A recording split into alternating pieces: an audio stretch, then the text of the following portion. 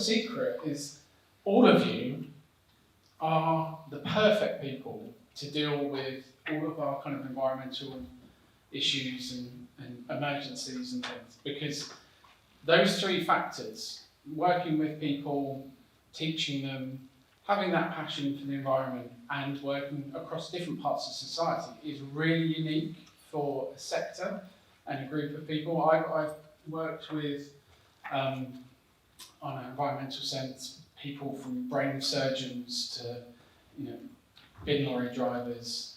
They don't have those three factors. Dog trainer, behaviourists, people in the companion animal sector have those things in abundance, and that's really unique. So, you've got some incredible power to deal with some really big challenges that we face.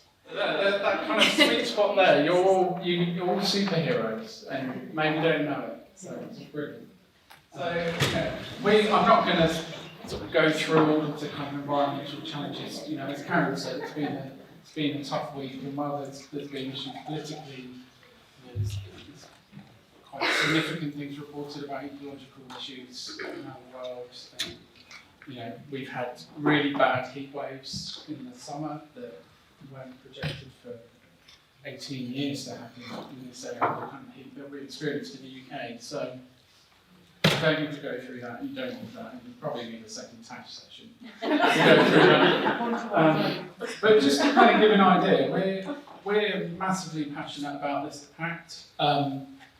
This whole conference is a kind of environmental positive conference. We've through the Woodland Trust, we've actually offset not just the conference, but we've estimated and offset everyone's travel. So all of you are sort of carbon positive, environmental positive through the Woodland Trust, because that's really important for us and to sort of share those ideas and things. As Nat mentioned, there's a plant-based menu, which is obviously brilliant for the animals, but also the environmental footprint of that is significantly lower. We're directly eating those plants, and if you think about how many plants you have to feed to an animal to then make a small sausage, it's a huge amount of water and resources that goes into a small amount that you consume. So the footprint of that's great and much lower, and we've got that for the animals as well as for the dog animals as well as the human animals. We talked about the lanyards. This whole campus is run off of renewable energy. There's billions of different things, and in the time I've spent kind of talking to people in PACT, there's an immeasurable number of things that dog trainers can do, and behaviourists, and how they run their venue, whether they've got, look at their vehicle and travel and all sorts of things. And, so we've got the poo bags here. Everyone wants to talk about poo in this sector.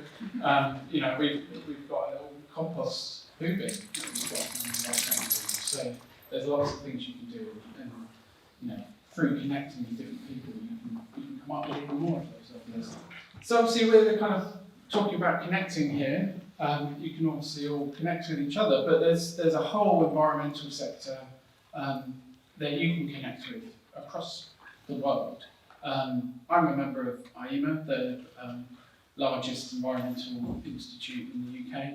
There's 18,000 members of IEMA all over the UK. There's the chances are you probably live within 10 miles of an environmental professional who, if you went and spoke to them and said, hey, I'm a dog training environmental superhero, I said, then they would probably love to talk to you about business and things you can do. You can get some support. And there's all different organisations. There's China Institute of Ecology. You can go and see lots of different people. Plenty of people in the voluntary sector. We've got some voluntary sector people here, but you've got wildlife trusts all across the UK. Loads of different groups in the environmental sector, from transition towns, green groups. We're working with the B Corp community, which is like a sustainable business community. Reach out to those people and see where you can kind of support them. And obviously reach out with each other. which is a lovely group from one of our groups. But the key thing is really just using those superpowers, being able to kind of connect with people who other people might not. I think there was a mention earlier about people kind of being in the bubble. Always amazes me when I talk to people in the sector and they talk about some of their clients.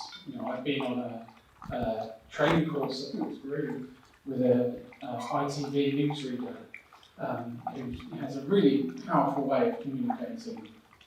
A couple of people this week were talking about doing a training discussion with a top CEO of an energy company in the UK. If you're on a training course or if you're talking to someone and you come and say, I use these poo bags because they're a bit better than the environment, or check out my electric fan, it's a bit cleaner and it's nicer for the dogs when they're sat in there. For all you know, that person you're connecting with, because they come from all of these different parts of society, they may well take away that message and then start to put that into our things that they do. And having that interaction can be incredibly powerful, because they may then go back to that CEO might go back and say, well, actually, maybe all of our electricity should be greener and not the kind of brown electricity that particular organisation promoting. And it just starts to trigger that. And the more people talk about it, the more that kind of starts to spread and those ideas start to really take on. So I guess my final message is a big kind of thank you to all of you for being these superheroes and using all of this amazing kind of human behaviour change expertise that you have, and start to kind of take it forwards, because you're all brilliant and can make a big difference. Great.